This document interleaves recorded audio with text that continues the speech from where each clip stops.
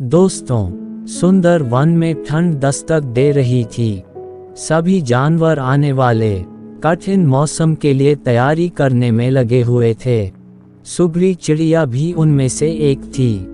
हर साल की तरह उसने अपने लिए एक शानदार घोंसला तैयार किया था और अचानक होने वाली बारिश और ठंड से बचने के लिए उसे चारों तरफ से घास फूस से ढक दिया था। सब कुछ ठीक चल रहा था कि एक दिन अचानक ही बिजली कड़कने लगी और देखते देखते घनघोर वर्षा होने लगी। बेमौसम आई बारिश से ठंड भी बढ़ गई और सभी जानवर अपने अपने घरों की तरफ भागने लगे। सुगरी भी तेजी दिखाते हुए अपने घोंसले में वापस आ गई और आराम करने लगी।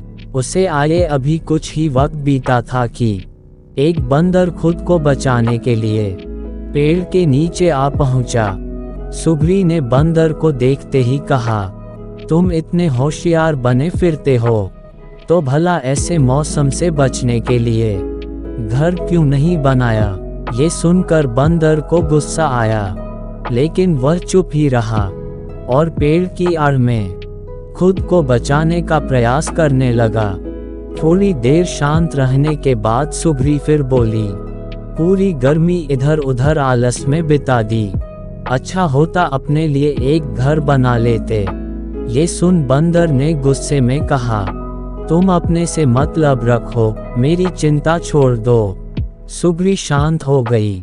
बारिश रुकने का नाम नहीं ले रही थी और हवाएं भी तेज चल रही थी। बेचारा बंदर ठंड से कांप रहा था और खुद को ढकने की भरसक कोशिश कर रहा था, पर सुगरी ने तो मानो उसे छेड़ने की कसम खा रखी थी। वह फिर बोली, काश कि तुमने थोड़ी अकल दिखाई होती तो आज इस हालत। सुगरी ने अभी अपनी बात खत्म भी नहीं की थी कि बंदर बौखलाते हुए बोला, एकदम चुप, अपना ये बार बार फुसफुसाना बंद करो। ये ज्ञान की बातें अपने पास रखो और पंडित बनने की कोशिश मत करो। सुगरी चुप हो गई। अब तक काफी पानी गिर चुका था। बंदर बिल्कुल भीग गया था और बुरी तरह कांप रहा था। इतने में सुगरी से रहा नहीं गया और वो फिर बोली, कम से कम अब घर बनाना सीख लेना। इतना सुनते ही बंदर तुरंत पेड़ पर चढ़ने लगा। भले मैं घर बनाना नहीं जानता, लेकिन मुझे तोड़ना अच्छे से आता है। और ये कहते हुए उसने सुगरी का घोंसला तहस नहस कर दिया।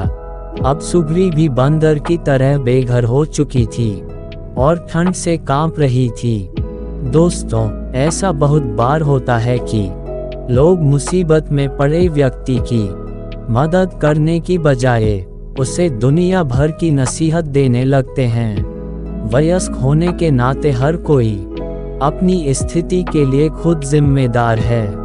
हम एक शुभ चिंतक के रूप में उसे एक दो बार सलाह तो दे सकते हैं, पर उसकी किसी कमी के लिए बार बार कोसना हमें सुगरी चिड़िया की हालत में पहुंचा सकता है। इसलिए किसी मुश्किल में पड़े व्यक्ति की मदद कर सकते हैं तो करिए, पर उसे बेकार के उपदेश मत दीजिए। दोस्तों, अगर आपको ये वीडियो पसंद आई तो वीडियो को लाइक कर दीजिए और अपने दोस्तों को शेयर कीजिए और हमारे चैनल को सब्सक्राइब करके हमें ऐसी ही वीडियोस बनाने के लिए मोटिवेट कीजिए। धन्यवाद।